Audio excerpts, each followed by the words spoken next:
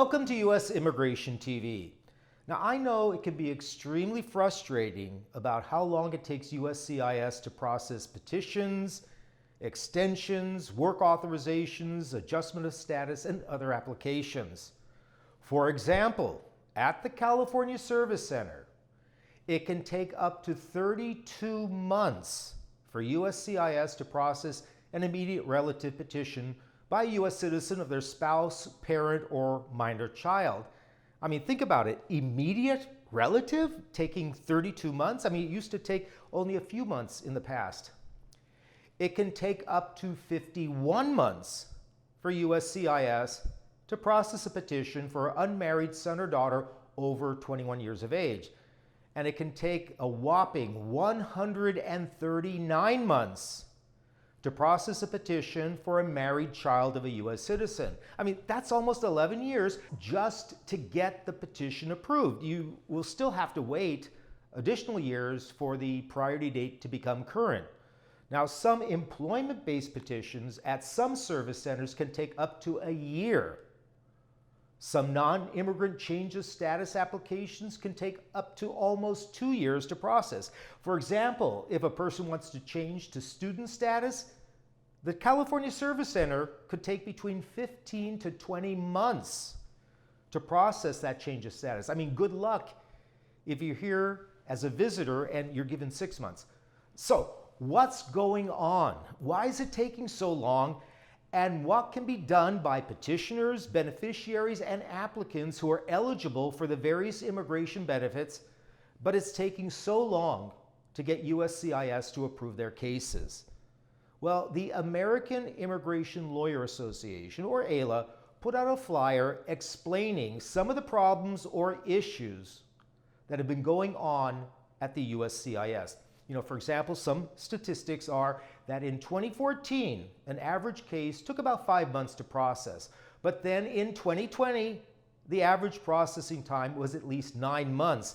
Now, those delays, I know, can cause a severe impact on businesses, families being separated, and it, in fact, jeopardizes lives. Employment-based cases, naturalization, travel documents or advanced parole, and employment authorizations are also experiencing delays. I mean, you know what it's like if your work authorization is expiring and you need that extension, but nothing's going on. Between 2017 and 2019, USCIS's processing times for all petitions and application forms increased by a whopping 37%.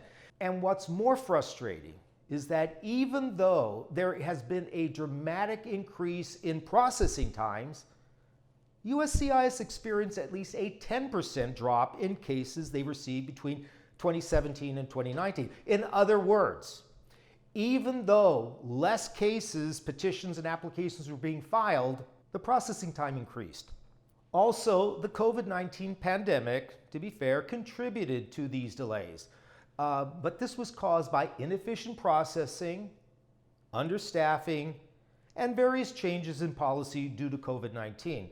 Also remember, during the Trump administration, USCIS created many new policies that were actually designed to restrict or delay cases. I'll give you an example. USCIS was denying cases at one time if a person left any space on their form blank. Also, when considering an extension, let's say of an H-1B visa, USCIS officers were required to conduct an in-depth review of the previous approval rather than simply accepting that the fact that the original approval was correct. Now, some immigration benefits, such as work authorizations, require the person to be fingerprinted, right? But the fingerprinting facilities were closed. USCIS had also closed its offices in March 2020 for several months for interviews and biometrics. So, of course, that created additional backlogs. So now, with offices starting to reopen and officers coming back to work, let's all hope USCIS can start reducing their backlog and cut down on these long processing times. Now, in some very rare cases, a person may be eligible for expedited processing, But I have to caution you that is extremely rare, and there are only certain situations where that can happen. In the meantime, here are some tips you can do that can perhaps help speed up the processing of your case. Number one, file your application or petition as soon as possible versus waiting until the last minute or when your status is about to expire. Now, many applications, renewals or extensions can be submitted up to 180 days or 6 months before expiration.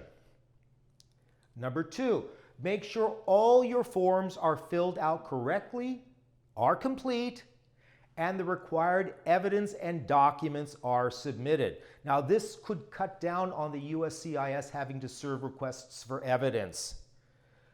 Number three, monitor your case and the processing times to see if your case is actually outside or past the posted processing times.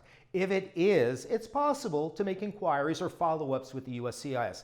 Now, ordinarily, you cannot make follow-ups or inquiries on your case if it is still within the processing times. Number four, notify USCIS of any changes in circumstance, especially any change of address. You don't want them mailing, for example, a request for evidence to your old address and you never receive it because you moved.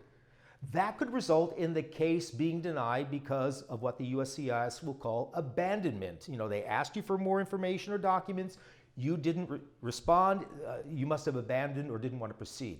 Now, I know the Biden administration campaigned on a platform of being pro-immigration and had vowed to change USCIS's harsh approach that was taken during the Trump administration. But these existing delays are really causing damage, suffering, and separation for so many families. Now, I know what I said is not good news, it's not encouraging, but the purpose of this channel is to keep you informed. And I hope you found this video informative as to why your case may be taking so long. And I'll keep posting videos that I hope you will find informative and helpful, not only for yourself, but maybe your family members or people you know. So make sure to like, share, and subscribe to this channel. I'm Michael Gurfinkel, and thanks for watching U.S. Immigration TV.